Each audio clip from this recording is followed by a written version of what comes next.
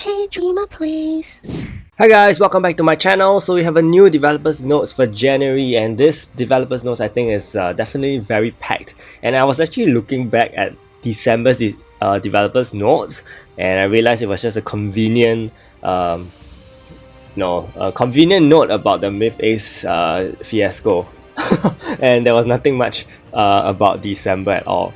But anyway, okay, so they have this holiday note for you from Def Jave, CMJ. Hopefully this year will be a better year for Seven Knights 2, so on and so forth. More importantly, we need to get into the content itself. Okay, many mistakes were made, and hopefully it'll be a smoother 2023. So Ice King Spike, this is something that I think most people would have anticipated, and we all kind of knew he was coming already. He does have freeze effects, okay, and his ultimate skill can be quite effective and intimidating if he's teamed up with heroes with instant death skills. So instant death skills, instantly you would think of Chris, you would think of Woyong Espada, and some other hero that we will talk about later, which I somehow get a very weird feeling that he's coming sooner than we think, okay, so Ice Spike, Side Plus, he will also get his EE upon release, so this is definitely going to be quite important, I would say. This gives him an additional immortal chance, yeah, if I'm not wrong. New Year pets will be added. So if you want to know the effects of Spike Plus and the New Year pets, please check out the respective videos. I've already made videos on them. Okay, all their effects are in those videos. But yeah, they did mention a bit about the pets here. So Jave is good in removing debuffs. Active skill decreases skill cooldown of all allies and grants immunity to debuffs, which is really good at this point in time because we have a lot of debuffing going on in PvP. While his passive skill can remove debuffs when an ally is disabled. This is also really good. Eileen is going to decrease skill cooldown, increase attack speed, and ignore defense efficiency. She is also a very good pet, and most importantly, she is a free pet. Okay, so she is actually a really strong pet for many players, for all players, and she's an L pet, so one of the best L pets in the game. Pet summon update. So when I actually glanced through this dev notes before recording the video, and then basically they're saying that they will have a pet step up summon, which is something similar to how the Myth hero summon is going to be. So basically you get the L pet and then it will reset at tier 3, okay, and then hopefully this will allow more players to be able to get the pet that they desire. But if I'm not wrong, based on the Korean server, there is a special ticket for the pet setup, a step up. It's not the regular pet summon tickets. Okay, it's a pink color ticket. So I think that is also dependent on events, and I'm not too sure how exactly there are ways to obtain those tickets. Okay, so we have to take this into mind, because it doesn't just mean you're gonna throw rubies into this thing. I think it could allow for rubies as well, but yeah, there's definitely a special ticket for the step up, okay? And then they are also concerned because when pet step up is added, they are worried that Myth pets are going to be added as well. Okay, so they clearly say that there is no plans to add Myth pets yet at this point in time. Okay, so we are not too sure what sufficient intervals mean. It could be 1 month, it could be 2 months, but yeah, at least not in January for sure. Okay, at least not in January.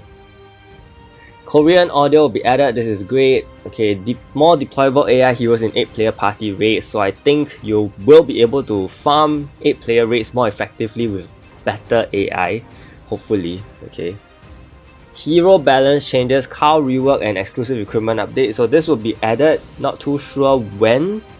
I think in the next update, possibly, which is this week, I think. So Carl is going to be a lot better, his EE as well. So hopefully you have enough stones, soul stones for Carl's EE. Okay, and Carl's rework. I think Carl's rework basically allows him, his entire brand effect is gone as well, and his EE gives him additional attack speed and some other effects. Yeah, so he actually becomes one of the better heroes in Korean meta right now. Of course, I'm not too sure where he will stand in the current meta because our meta is so different. Chris Remake, an exclusive recruitment update. So this just happened maybe like 2 weeks ago in Korea server. I'm actually surprised that they brought him here, but I think he's definitely going to be used with Spike Plus in this case. I mean, they do want to make Spike Plus relevant. So Chris Remake is here. He will... His buff is actually quite minimal. He will only get this Hell Lord buff effect that will provide HP recovery and increased resistance, but this will last for a certain period of time. So after the buff is gone, he will not have all these effects on him anymore. Okay, he will also have shorter skill cooldown by 1 second per skill, and he will also improve his fear effect and decrease his instant death rates. If possible, if there's time, I will make a video on this as soon as I can, okay, on all these changes, so that you know what to expect. Ming nerf. Okay, this is a Ming nerf. Ming exclusive equipment nerf. Yeah. So she will no longer be, controlling your enemy every attack, but it will be every 2 attacks. She's really just too strong. So yeah. And then we have Rule Rework. Rule is actually something that also came out like 2 weeks ago in Korea server, and there's been a huge discussion on Rule Rework within my Discord, not my Discord, my guild's Discord, because we have been saying that when Rule comes out, when Rule gets remade, Ace's bleed is going to be heavily counted against, because look, he will have all DOT decrease effects, which means all the bleed damage, the burn, the poison, the instant death damage will all be halved. Provide an unremovable shield and increase in defenses. So Rule is legit going to be one of the best pets moving forward, because we are going to enter a bleed meta. I mean, there's already a bleed meta, and then we're going to have a death meta, instant death meta, very likely because of Spike and Chris. So Rule coming in right now again is, I think, pretty timely to provide a check against all these, and it's really interesting to see how Rule is gonna find himself against all the bleed comms and tank comms that could, death comms that may resurface, and maybe tank comms could stand a bit more chance with the Rule rework. We'll see how that goes. Check-in reward changes, so it'll be better. Okay, and then free carrying costume, nice.